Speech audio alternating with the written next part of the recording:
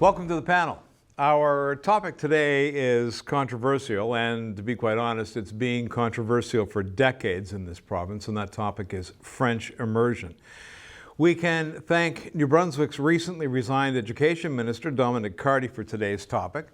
In Carty's now infamous October 13th resignation letter to the Premier, he revealed Higgs had a plan to, quote, abolish French immersion by September of next year. That's next fall. That revelation took many people by surprise, but it shouldn't have, because a report on French language instruction in the Anglophone school system prepared by Judge Yvette Finn and John McLaughlin and released this past February recommended the changes the government is implementing. But as you know, any policy change involving language issues in New Brunswick draws a crowd and a controversy. The New Brunswick Teachers Association says it, quote, strongly opposes the government's political decision, and that's a quote, political, to accelerate French immersion changes to next fall. And it's dropped out of consultations on the matter, saying its trust has been broken. So that's the organization representing New Brunswick teachers saying its trust has been broken. And now parents are left wondering what happens next. Joining me now, New Brunswick's Education Minister, new Education Minister, Bill Hogan, was supposed to be here, but 10 minutes ago, I got an email from Tyler Campbell, Senior Director of Media Relations in the Executive Council office, so 10 minutes before we were supposed to go to air. Hey Terry, unfortunately, Minister Hogan won't be available to participate in the panel today. However, please expect a statement from his department shortly. Thanks. Here in the studio with me today, Liberal leader Susan Holt, and for the Green Party's education critic, Megan Mitton. Welcome to you both. Hello. Let's start by what just happened. Mr. Hogan saying, no, I'm not going to be there, 10 minutes. What do you think that says? What is, maybe an avoidance of accountability, a desire not to debate and take responsibility for decisions made and statements made. Hopefully, maybe the optimist in me will take it as that they're reconsidering some of their positions and are going to start listening to teachers and experts on this. I'll take that optimistic view. that's charitable. Megan Mitton, what's your assessment? I wish that were the case. However, I don't have confidence that they're rolling back the plan. I think they're in damage control mode. They know that their minister cannot defend their plans, and frankly, I was looking forward to asking questions. What exactly are your plans? Where is your research? Who is deciding these things? But we won't have those answers today from the new minister. Okay, the first question I had for the minister was this one. Back in 2019, New Brunswick's Auditor General, Kim McPherson, took a look at New Brunswick's education system performance. And she said in her report, and I remember interviewing her about this, and I'm going to paraphrase what she said, because of the frequency of changes in the school system, any new changes should happen strategically, be well planned and well resourced, and be implemented according to a reasonable time frame.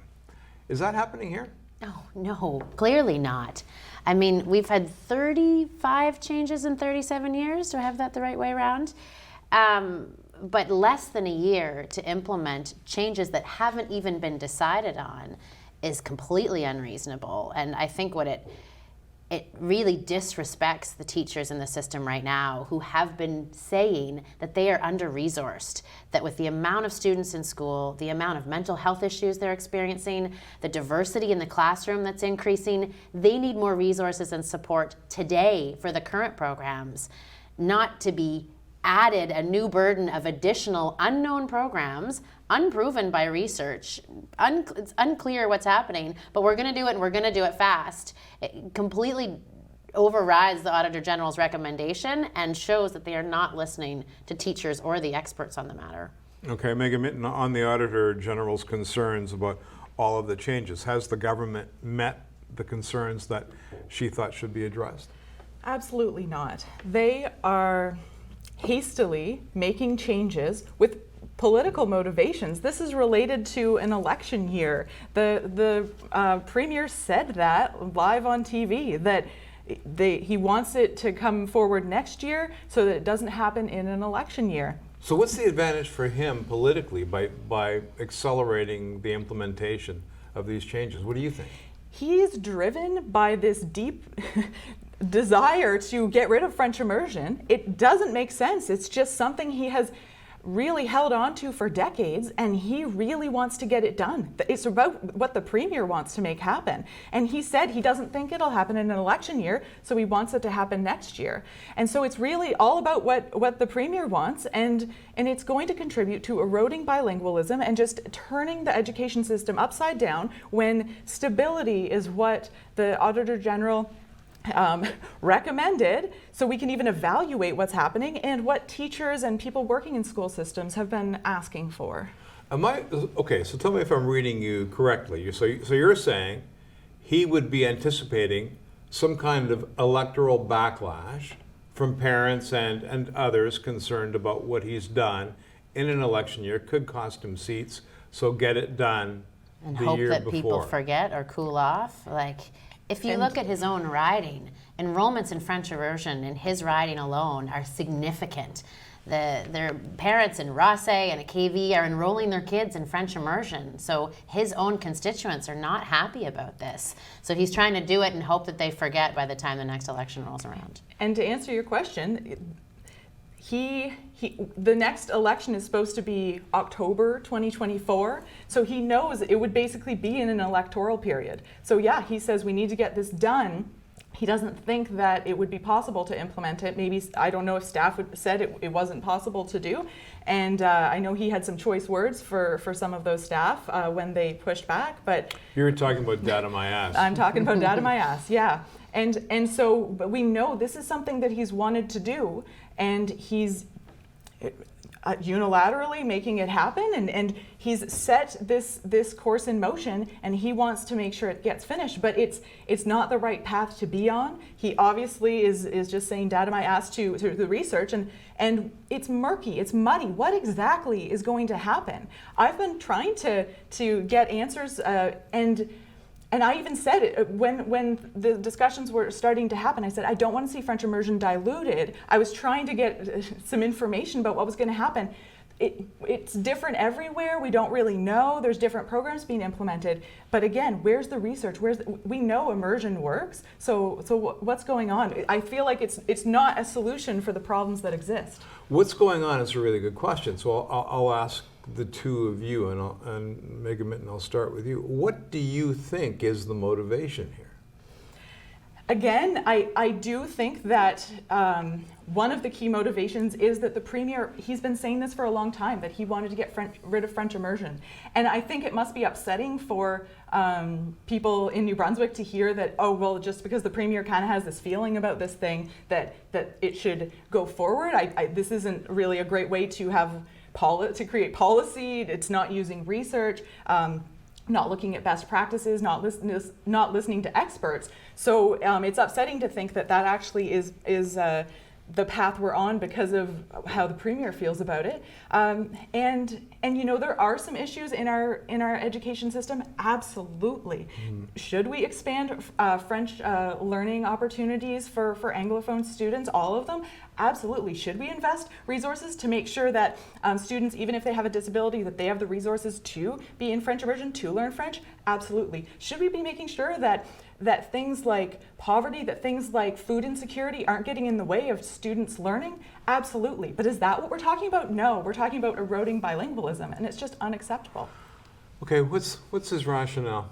Well, I think it's like Megan said, it's personal. It's something that he has carried with him throughout his political career. Are you talking about going back to CORE? Because people are pointing that his attempt to lead the CORE party, maybe he's got this thing about Francophones and Francophones in New Brunswick. Yeah, I think he hasn't hidden those views, right? Those were his views then, and it's clear now from what we're hearing from the Department of Education, from what Dominic said, he is putting his personal perspective on this. And And that's not unique. We've seen that from this government and from this premier on the health file. We've seen it on the energy file. We've seen his views alone are what is dictating what bureaucrats have to do, what data he's interested in and what he's not interested in. So I think really it's a personal vendetta against bilingualism and francophones. Mm-hmm. How can that be a winning political strategy? I mean, who's that going to win over? Does that make any sense to either of you as politicians? I guess People's Alliance supporters, maybe? Like, who is he really speaking to? But we know that he's now got Chris Austin in his cabinet, former People's Alliance leader, and we know his position around Francophone, around Acadians, around bilingualism. And this just is another symbol of what's going on in terms of the rights of francophones and the importance of bilingualism in our system. And it seems like this would only impact Anglophones. A few people have said that. This is going to impact the francophone community as well. How? What happens when we don't have bilingual Anglophones?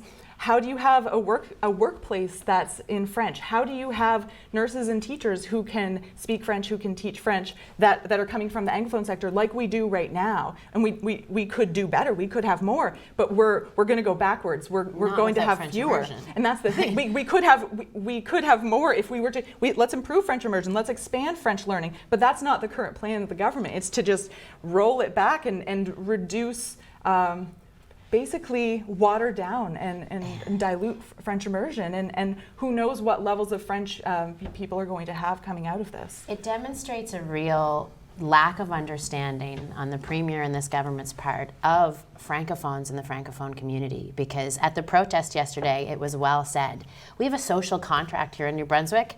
New Brunswickers, we're all neighbors. True. We try to get along, and we need leadership that unifies us and brings us together to better understand each other.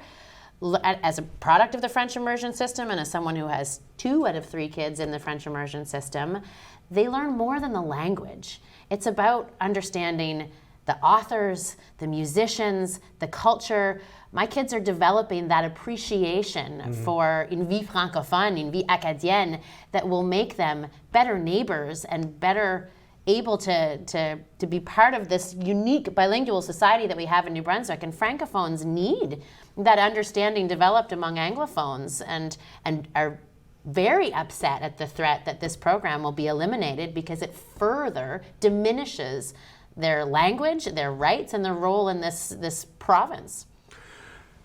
The Premier and the Education Minister could, in theory, say, look, we had 2 esteemed New Brunswickers look at how we teach French in the school system, and they came back and said that we should do a new way.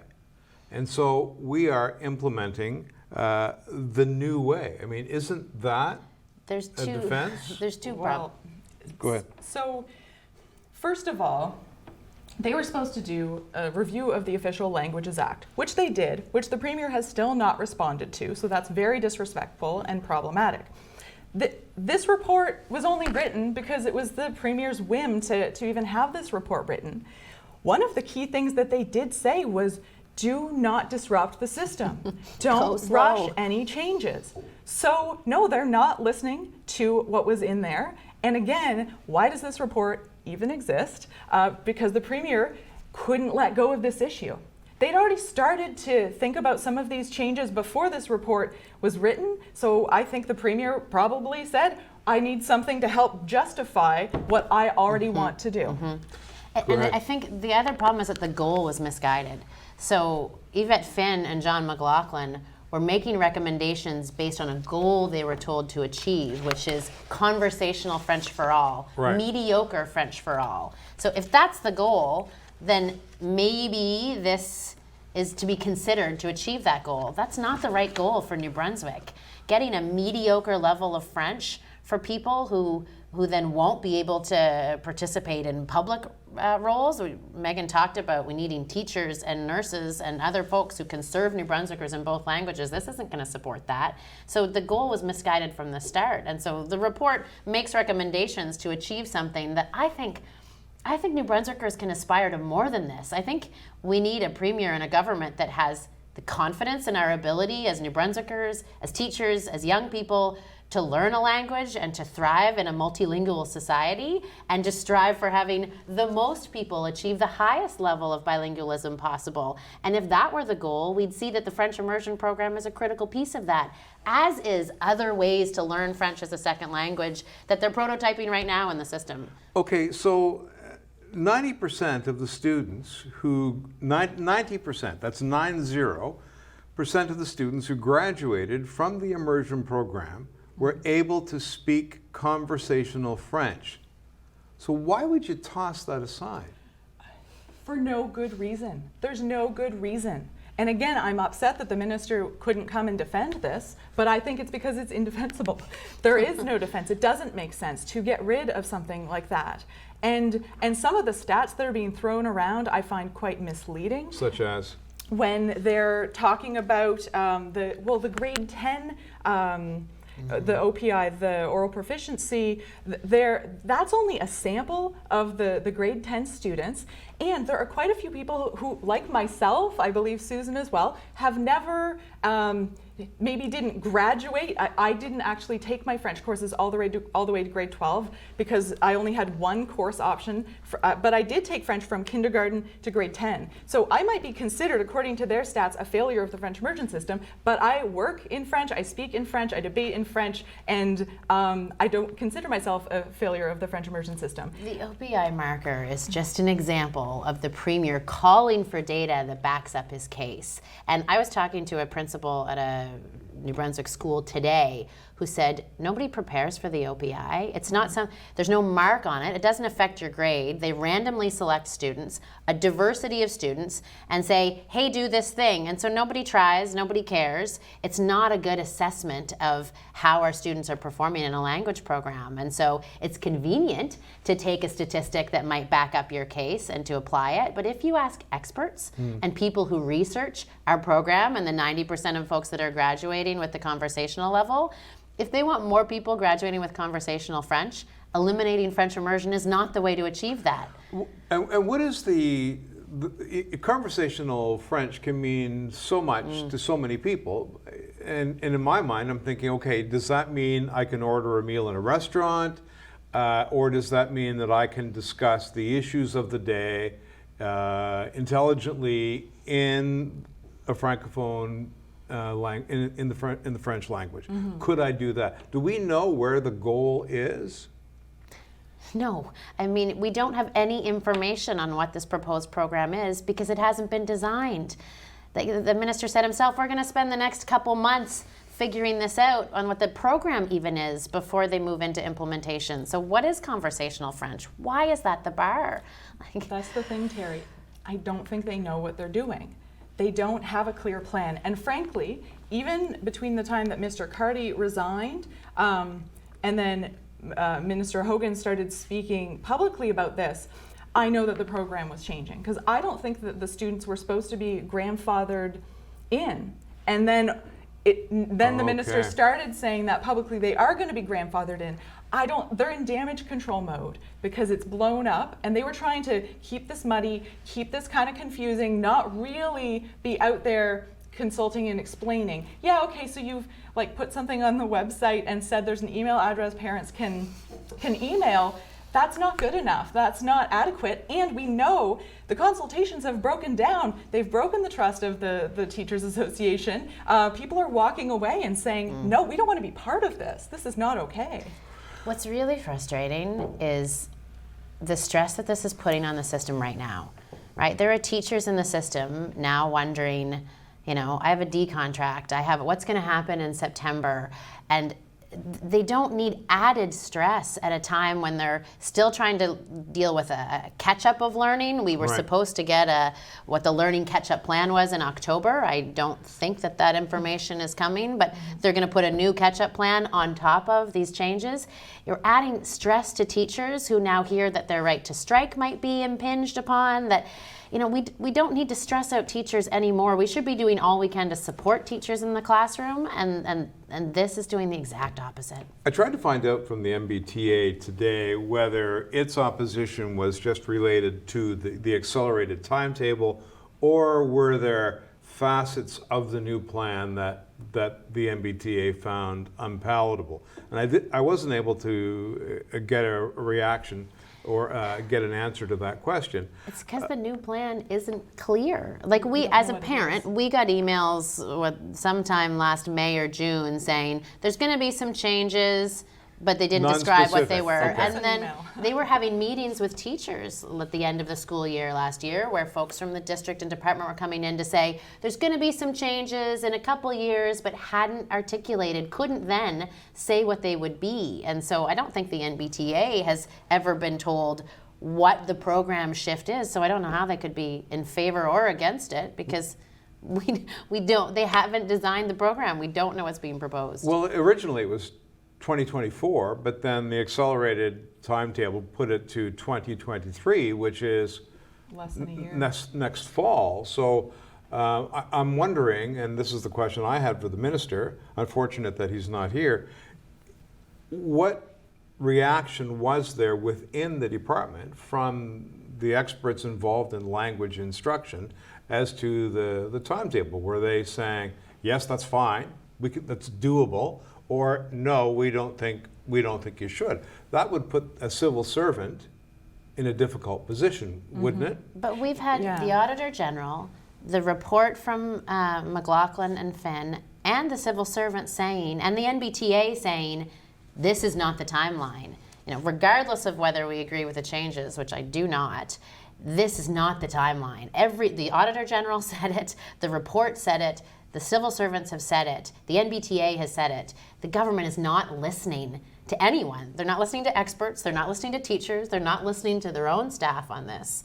The timeline is completely misguided. It's really gonna hurt our students and our education system. Mm-hmm. So the question I have is, how can you implement something this significant without the participation of New Brunswick's teachers? If they're saying we're not going to be involved in consultations, we're strongly opposed to this, how does that happen without the teachers being on board and part of the discussions?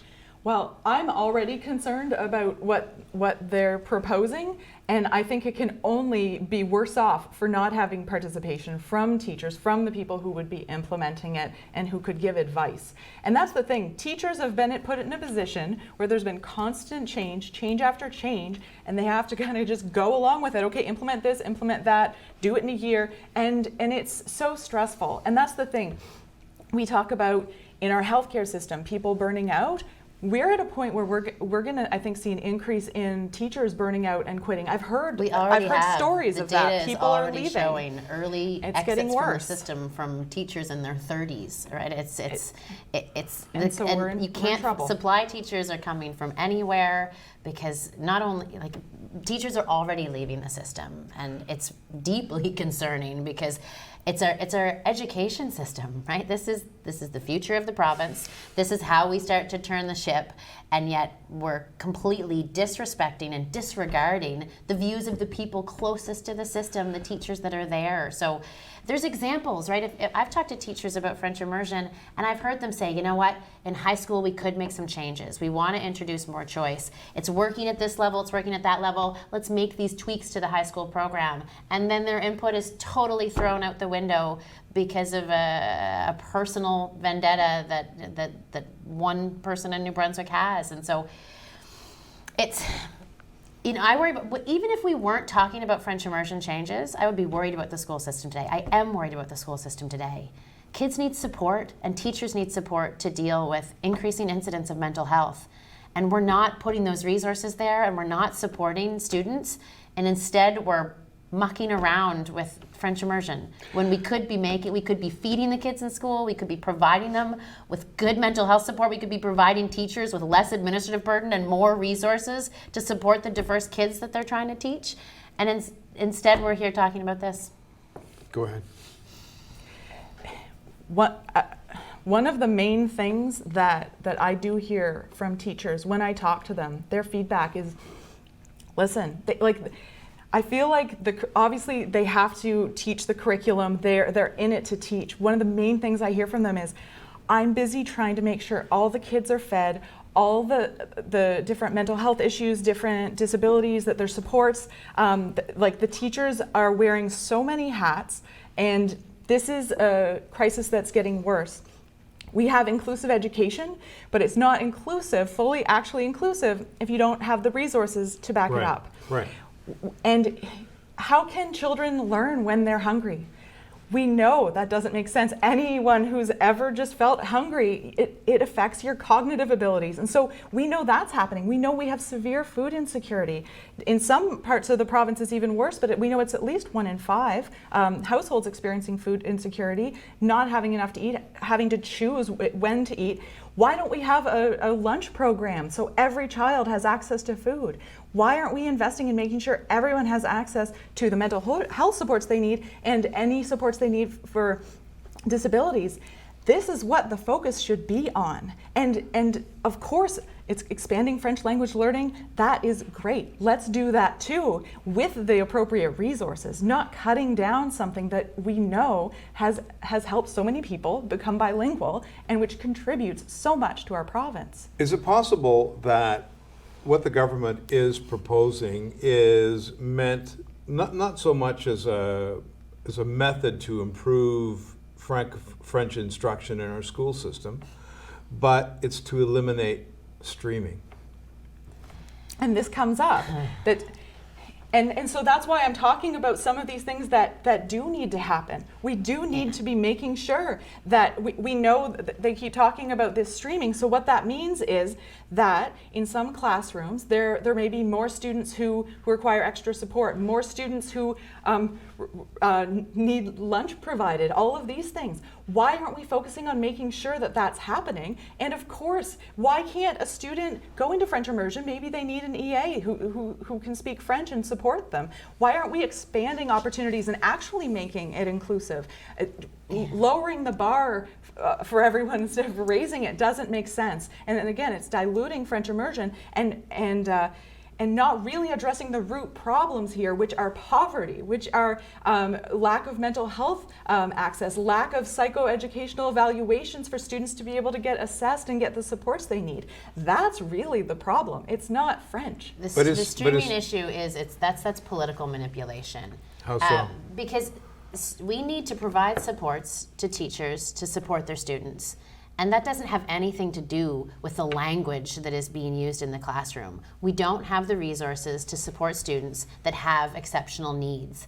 Right. And so you can blame it on a language program because that maybe moves kids around, but the fix isn't eliminating the language program. The fix is putting resources into the system to support the needs of those learners. And they have not made any commitments to adding resources to the system. So they're not going to fix a streaming problem by eliminating French immersion. It's just, it looks good, it sounds good, but to fix streaming, you need to resource the classrooms and the teachers. Like Megan said, we need EAs, we need certified specialists that can work with the needs of a diverse population. Okay, in prepping for our discussion today, I listened to an excellent interview that Gene Armstrong did with Mr. McLaughlin about his report that these changes are based on. Mm-hmm. And a couple of things I took out of that interview, and I'll just read you a couple of quotes.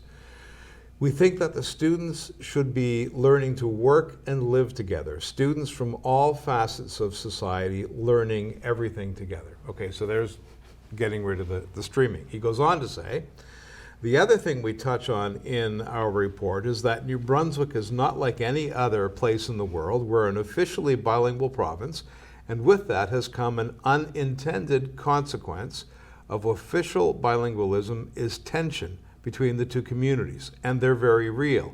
Kids, and I'm paraphrasing now, kids who hear anti-French opinions at home aren't receptive to French language education. We need to address those tensions. We need to connect the kids in the Anglophone system with the kids in the French system. And I don't imagine there are many New Brunswickers who would oppose that goal, bringing the two linguistic groups together in the system. But the changes the government is proposing, is that the way to make these things happen that John McLaughlin just outlined? The changes they're proposing don't address that at all. There's nothing in these changes that talk about bringing Francophone and Anglophone students together. There's nothing in these changes that talk about building an understanding or diminishing anti-Francophone or anti-Anglophone sentiment. So I appreciate what he's expressing, right? We are a unique province. We're the only officially bilingual province in Canada, and it's something that some of us have been proud of for a long time. You know, when I left New Brunswick for university way back when, and was very proud to tell my neighbors in Ontario who thought they knew how to talk French with their education that I was from the only officially bilingual province, and it was one of the things that made us special and gives us a rich cultural fabric. And we need to do more to bring those communities together. I think French immersion is one of the tools that does that, because it gives you a heightened appreciation for the diverse cultures, les Bréonnes, les Acadiennes. Il y a plusieurs versions de francophonie ici in Nouveau-Brunswick. I agree with his goals. I think it's curious that he suggests that this program addresses them, because it doesn't. There's nothing in there to bring Francophone and Anglophone students together. So why would he say that, I wonder? That's a good question. Again, we know that there was type of mandate that the Premier wanted this to happen. I don't know exactly what conversations may or may not have happened, but we know that they were supposed to. Why did they even write this report? Mm-hmm. Why? It was not part of the Official Languages Review Act review. So even what happened there, and then I find that frustrating, because it doesn't address the issues that we're really talking about. And I think of all of the students who are going to be denied access to French immersion and learning at a level where they'll be able to study in it or work in it. I think of my daughter is in grade 1, has started learning French immersion. It's amazing how quickly they learn. The earlier, when it's intensive, that's great. I want to increase access to that type of learning. My son apparently isn't going to have access to that when he's old enough to go into school, because of not just chance, because of the whim of a premier who wants to do this. Okay, so I'm hearing you say, this is always dangerous. I'm hearing you say that the government wanted a specific outcome and proceeded to create a process whereby that outcome was delivered, or am I? The Premier wanted this outcome and asked for this report, which isn't a real, it's a real report that exists now, but why did it even have to come into being? It wasn't part of the Official Languages Act review. And so this has been orchestrated. These changes were in the works before that report. So pointing to that report as the reason to do this doesn't even make sense. They were starting to look at these things beforehand. Right before the pandemic happened, I remember hearing rumblings. It wasn't framed as we're going to get rid of French immersion until very recently. It was, we're looking at different ways of learning French. It wasn't framed as we're going to get rid of French.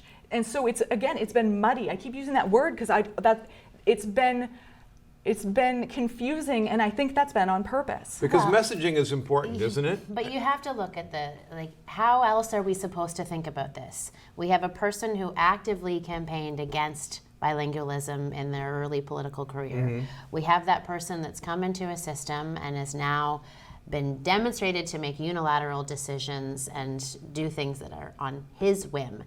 We then have a system that was advancing some interesting ways of learning French as a second language in communities that didn't have access to French immersion.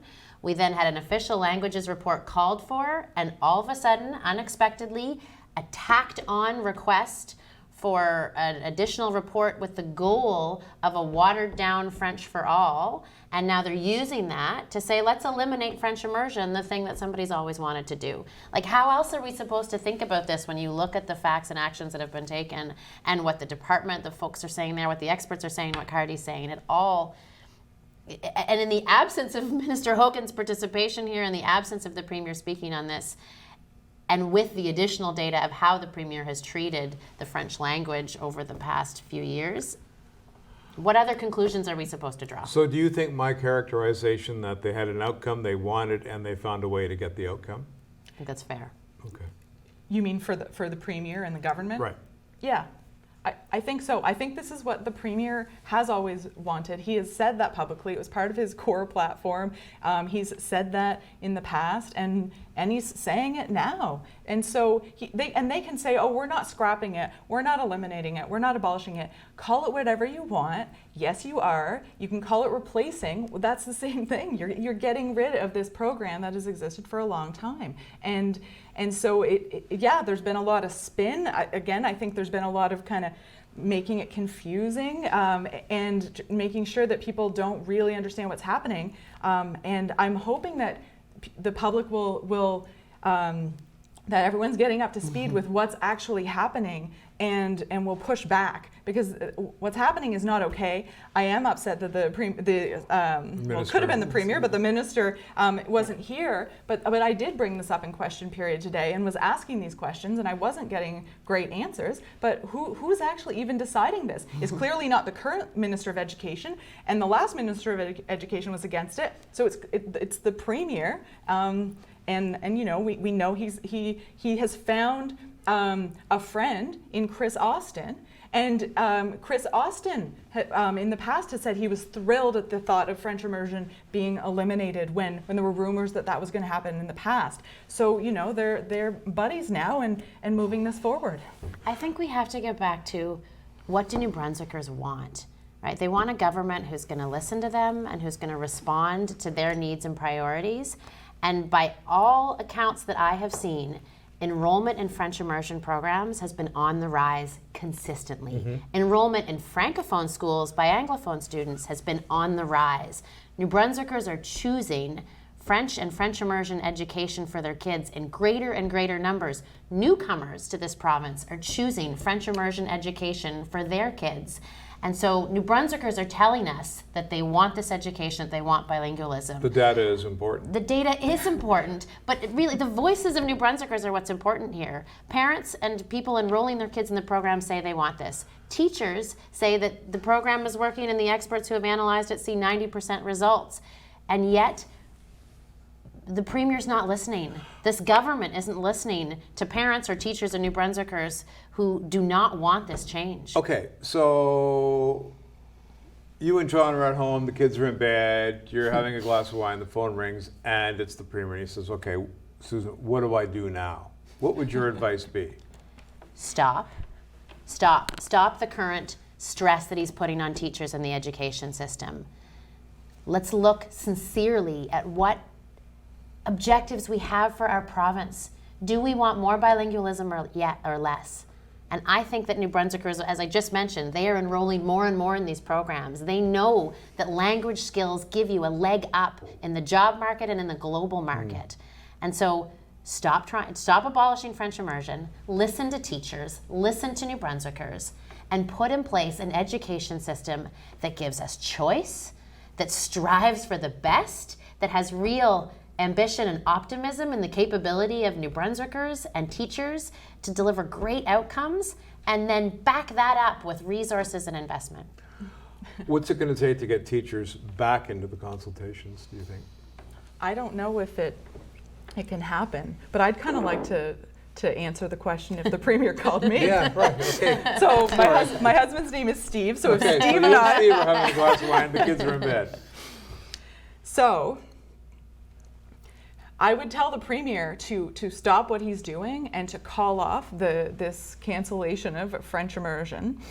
And I think his language is like economics, GDP. So I would talk about how important bilingualism is to the GDP, how important bilingualism is to our workforce, because I think that's stuff he would understand. But it's also really important for our culture, for our communities, for tourism, and just for education, the ability to learn a second language, in terms of where people can go study, can work, our ability to have relationships with other places. Like the list is long of the benefits of bilingualism. And then I'd say, I've just explained why bilingualism is so great.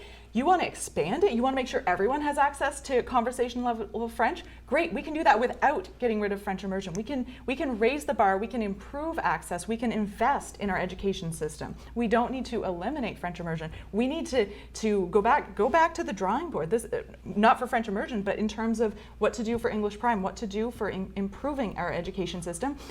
And then I'd probably recommend call some teachers, call some experts, Yes. because that's who you need to listen to. Okay, so what advice then do you have for parents who had their child's educational future pretty well mapped out, going into immersion? What advice do you have for them now? Speak up.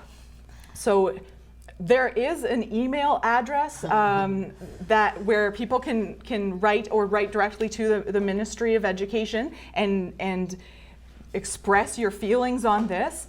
And then I'd say to speak up publicly as well. I think that our civil society, our communities, that's really where the power is going to have to come from, because this premier is not going to listen to the experts. Apparently, he's not listening to civil servants. He's rushing through. We need people to be in the streets like we were yesterday in front of the legislature and slow this down.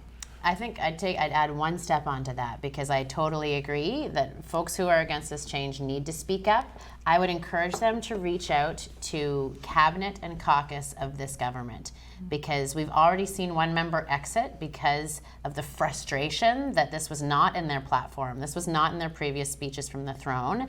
And it may appear to be the will of one person, but it's one person supported by a cabinet and caucus team that are going along with it.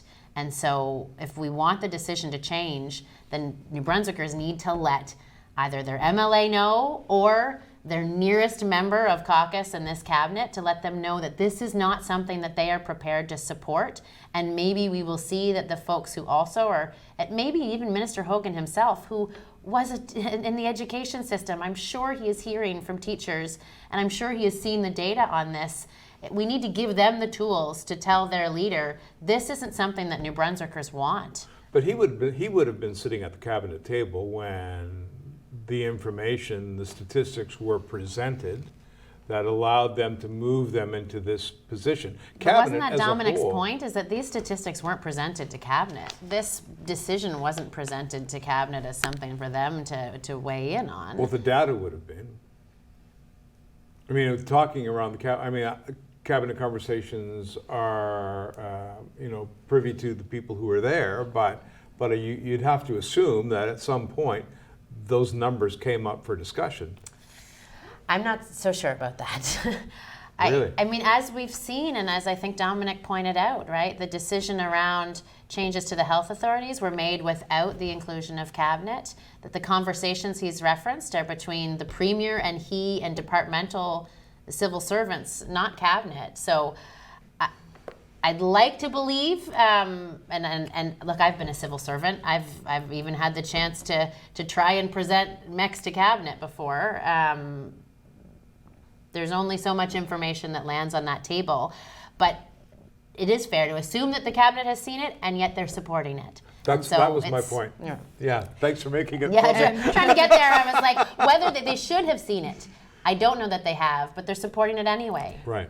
And so I guess either way, now Minister Hogan is rattling off talking points and key messages, but is unable to come and defend this in person. So that, I think, calls into question what they're even doing, what research do they have, what is their plan. And we have seen that there has been just over time this continued centralization of power in the Premier's office, and we do see that this allows so much decision making to happen, and for the legislature, for example, to be seen as kind of an obstacle. Oh, I guess we have to go there and get some things done. Explain this stuff. But so there's French immersion, there's fracking, which for some reason the Premier just won't let go of. Doesn't matter, the economic, the environmental, whatever reasons that prove we should stop and not do any more fracking. He won't let go of that. He just has these things that he gets fixated on, and he's just, hell-bent on doing them. The question I thought was important to ask the minister today is, what plan, what process has been devised to measure what this new plan, once it's implemented, is doing well and what it's not doing well? But I guess I can understand why the minister wouldn't be here. I mean, if you haven't created that process yet, that would be an awkward position to be in, to say, well, Terry, we don't have anything yet, even though it's coming in next fall. But he Yeah, has said we don't that. know. He has said, we haven't designed it yet. We're going to do that over these next few months. So and yet they're running pilots and prototypes right now, which sounds like a Well, why whole would waste you? of money. So we're never going to evaluate those because we will have already, it's a waste of money. It's a waste of civil servants' energy. It's putting unnecessary stress on teachers and eventually on students. Yeah. It's so misguided. You look you look like you just had enough. And I feel that way sometimes. So all of these prototype projects are not going to be relevant to the final Well, decision. Well, but we don't really know. In a way, it's Maybe pretty one of hard them to will. debate. Oh, okay. Well, but Yes. Maybe they'll pick Right. the one. But I don't think know. part of the idea too is that they're not all going to be the same. I think that's part of the idea. So how do you even understand from the public perspective? How do you evaluate it? And I guess if I do think that they've even made changes in damage control mode, but so they were going to not grandfather students in, now they're going to grandfather them in, and so we're going to slowly see this thing roll in. I had questions too, I guess grade 6 French immersion entry, is that gone? Where is their research? What he's the minister's talking about opportunities in high school, which is quite late in your learning to be diving in deeper into French. What is this going to look like? But over time, I have a feeling we'll see I guess the failure, but it's just going to slowly roll out, and we'll realize we don't have.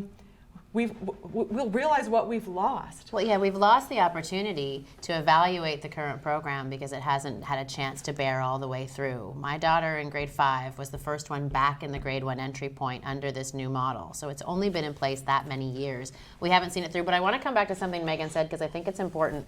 One of the things that I thought was actually a positive in what they were previously doing was that they were engaging in communities for these second language French programs where French immersion didn't exist. And they were creating different things for different communities based on their makeup, based on their needs, based on things that those communities and those teachers expressed, which I'm a huge fan of. I think we have had far too much one size fits all, one size fits no one policy models. And so we're going to put a one size fits no one conversational French program in that is centralized in one office's mind when that doesn't reflect New Brunswick and that doesn't respond to New Brunswickers' needs or the diversity of our communities, our student populations. And so I think that there was some really neat things in what they were trying to do with modified second language learning that we're now not going to evaluate properly, maybe pick one and make that the thing for everybody, and it's not going to fit anyone. Okay, I just had a wicked thought. Because you know what's being set up here? And just let me walk you through the scenario. So the next provincial election, maybe Blaine Higgs decides he wants to keep on running for office, or maybe he decides it's time to pass the torch. And let's say for a second that the party you lead forms the government. Okay, so all of a sudden, here you are, you've got this new system that's in place, knowing what the Auditor General said, knowing what the people who did the report just said about not jerking people in the education system around. What do you do? Because I know you've thought about this. You are the premier now. Do you say, okay, we're going back to the way things were? You can't say that. You can't go back and pretend like these next 2 years won't have happened. My hope right now is that we will be successful in stopping the changes, and we will respect the teachers and students in the system right now and listen to them. But imagining that he doesn't, and that it's 2024 and I'm the premier, I'm going to talk to the experts and the teachers to find out what can we do that will work to get back to a goal of the best possible education system that we can have that enhances bilingualism and strengthens our province. So I'm sick of this they did that, so I'm going to undo it and go back. Like, what is the new thing that respects where we are in 2024 and respects the conditions for those teachers and those students in that moment? And then how do we strive appropriately towards a goal that I think all New Brunswickers would get behind, and that is a stronger fabric of language learning in New Brunswick. Okay, and I know it's difficult to say because it's so far off in the future, but would you dump the goal of conversational French? I would elevate the goal. We shouldn't be striving for the lowest common denominator or the most mediocre achievement we could get. New Brunswickers are gritty people who have proven they can learn, and we've seen the results from the French Immersion program. So I would elevate the aspirations and say, how can we get the most New Brunswickers learning the best second language possible in ways that suit our diversity of communities and that is informed by teachers who are going to deliver it, experts who've done the research on it, data that tells us what's going to work best. I mean, we're all sick of a government coming in and just undoing what a previous government has done. We've seen it too many times, and the Auditor General said so. Wouldn't you? Why campaign on improving French language learning in New Brunswick, improving rates of bilingualism, strengthening and unifying our fabric, and listening to teachers and parents and experts? Go ahead. I'll just do a quick pitch for proportional representation, where you Yes, actually yes. you would bring that in too. I would hope, because there's actually less policy lurch when you have collaboration in minority governments as well. And this is a perfect example of just, we've seen that with education. But what I think would be really important is coming up with, what does the long-term plan look like to have enough teachers to make sure that French language learning can be expanded? And what do we need in order to achieve those goals? What are those goals? Because there are countries where people learn multiple languages. This is not rocket science.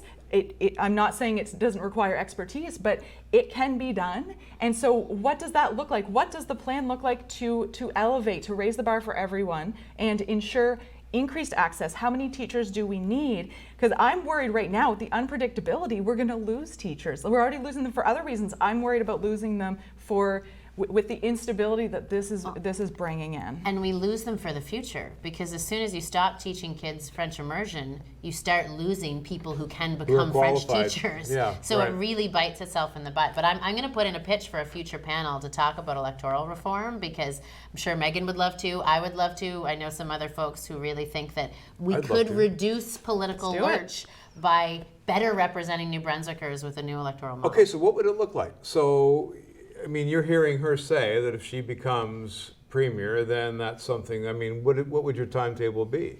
Well, it's a conversation we're actually having with the party right now as to whether we're going to propose a model in our next platform or whether we're going to propose an approach. So we can get into the semantics of that, but an example is what PEI is doing. PEI is going through a citizens' assembly model to discuss with the public how they would change the electoral system. I'm assessing right now Liberals' appetite to decide and recommend that if we were elected, we would implement this mixed member model or this PR model. In a first term? Or whether we would say, we'll follow this process to engage all New Brunswickers. My preference is actually for the former, based on how electoral reform conversations have happened across the country and how they've happened in the other countries where this model is in place and is demonstrating better representation. You see more diversity of legislatures in New Zealand and other places when they adopt this kind of proportional representation model. So I'm keen to hear from members of the Liberal Party. I've certainly heard it from members of the Green Party who have maybe become members of the Liberal Party recently, that it's something they want to see us advance. And so I don't know where to land for the platform of 2024, but conversations like these are great ways to assess. Well, and I mean, I guess it would be great to move forward on that quickly. We proposed a motion to actually have, the Electoral Boundaries Commission is looking at the boundaries right now, and we proposed a motion in the legislature to actually put on their mandate to look at what we could do around proportional representation, because there have been reports written and recommendations made, and so we were trying to move things forward, but I know that a lot of the Liberal caucus stood up and spoke against that, and so it sounds like there's work to do there, but I think it's really important. I think it would increase the strength of our democracy, increase confidence of the public in our democracy, get them to feel like their votes count more, and increase, I think, improve representation. We know it can improve how many women, how many people of color, different people are able to be elected, but also then what kind of policy can come out of this, what kind of results can come out of this. And so I think this is actually a fundamentally urgent thing that we need, because what we see right now is that Premier Higgs has this whim that he wants to get rid of French immersion. He's held on to it for a long time, and he has 100% of the power to do it, even though he's got 26% of the vote. It's unacceptable. Our system is not representative. How can we keep going this way? Couldn't that Megan's lead to right. endless negotiating, though, between parties? No, I think We see other countries do it. it strengthens democracy. Israel comes to mind. It strengthens democracy at a time when we really need it, and it's actually less and less a partisan issue. We've seen conservatives come out as pro-electoral reform and proportional models. It's no longer a partisan issue. It's people who are interested in increasing the effectiveness of their representation, strengthening voter participation, strengthening democracy. It's something we need to do to restore a confidence, which would allow the ledge to work better. And Why I would think you of give the your Nordic opponent countries. more seats in the legislature? Let's say the Green Party gets 24, 25% of the vote in New Brunswick. They get 25% of the seats. I mean, you're giving your opponent more power. I don't know that I'm giving it to them. I think they've earned it because that's how the people of New Brunswick have expressed themselves. And I think anything that increases the confidence in the people of New Brunswick in their vote and encourages them to participate and creates a legislature that looks more like them is a good thing. I want to thank you both for your time. That was probably the easiest political panel you're going to have to do. Thank you very much for coming in. I'm sorry that the Minister, Mr. Hogan, couldn't be here to answer some questions and provide some information, but that's just the way it goes. Thank you again for your time. Thank you for having us. Thanks, And Derek. thank you for listening. I'd like to thank Tara King-Stewart and Jeff Dupre for their work behind the scenes in making this panel function. And I'd like to thank Rogers for giving the panel a new home. We'll be back in 2 weeks, topic to be determined, but rest assured, electoral reform will be on the agenda at some point. Thanks a lot for watching.